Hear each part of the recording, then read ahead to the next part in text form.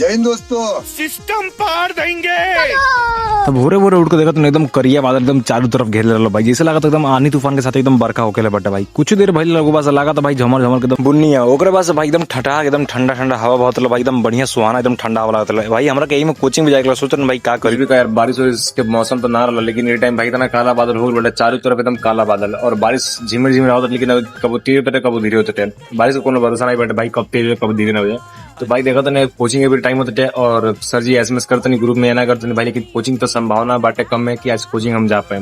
कहीं भाई रेनकोट भी पहने तो भाई बारिश आई भी करी, क्लास में लगी कमाई सुन और क्लास में पढ़ाई हुई नहीं, तो कोचिंग के ना छुट्टी गैस में चल ना हम कोचिंग ही नहीं है भाई। बारिश का समय ऐसा रहो भाई कि बारिश तब रुकल जब कोचिंग का टाइम हो गया, अगर हम कोचिंग निकलती भी तो भाई 40 से 45 मिनट पड़ा कोचिंग गई लेंगे, वही बस भाई ना निकल दिन भर एकदम ठठा कर सुतनी है।